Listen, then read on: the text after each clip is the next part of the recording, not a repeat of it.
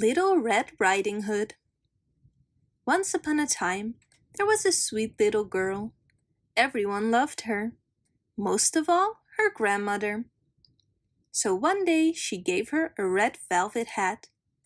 The girl always wore the hat, and since then she has been called Little Red Riding Hood. One day her grandmother got ill, so Little Red Riding Hood went to bring her wine and biscuits. That would surely make her feel better. Her mother told her not to go off the path and to be careful. She also had to be polite and say goodbye to grandmother. Little Red Riding Hood promised to do so and went on her way. Grandmother lived deep in the forest, more than half an hour's walk from the village. In the forest, Little Red Riding Hood encountered the wolf.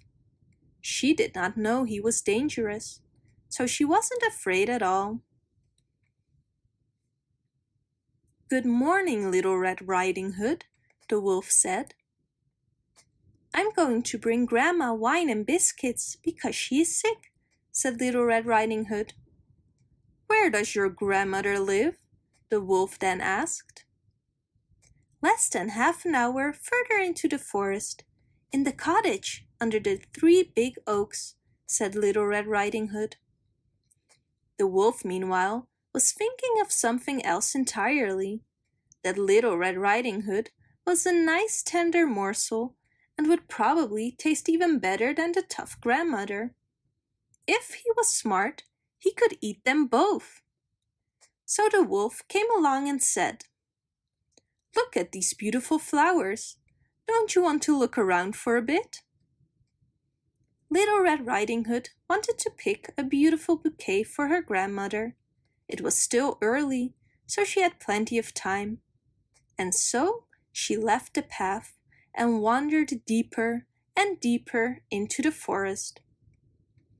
Meanwhile, the wolf walked straight to the grandmother's house and knocked on the door.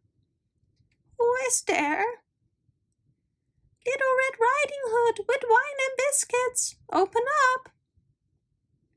"Come in, I can't get up," said grandmother. When the wolf was inside, he jumped into the bed and ate grandmother in one go. Then he put on her nightgown, put on her nightcap, and got into bed with the curtains closed. When Little Red Riding Hood arrived at the cottage with her arms full of flowers, she was surprised to find the door open. Inside, everything seemed so strange. She became afraid, but did not know why. "Good morning," Little Red Riding Hood said, but no one answered. Then she opened the curtains.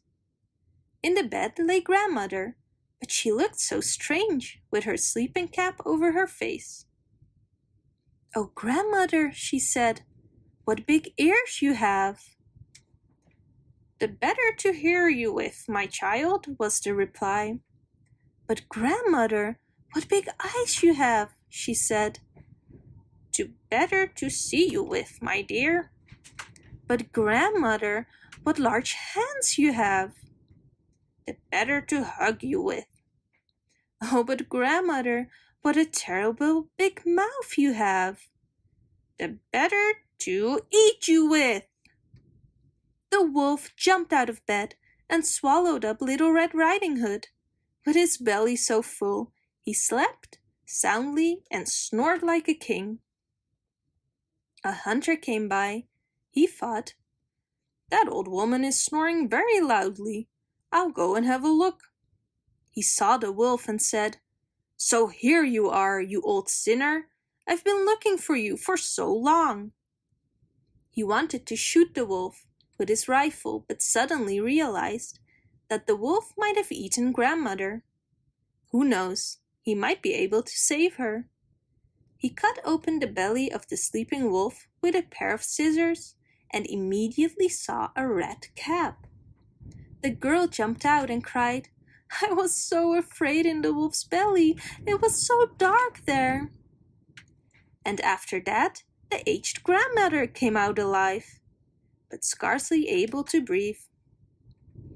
Then the hunter filled the wolf's belly with stones. When the wolf woke up, he wanted to run away, but the stones stopped him. He fell to the ground and never woke up again. The hunter, grandmother, and Little Red Riding Hood were happy. The hunter took the wolf's fur home. Grandmother drank the wine, ate all the biscuits, and soon felt a lot better. And Little Red Riding Hood said to herself, "I will never leave the forest path again for as long as I live, and I will always listen to my mother."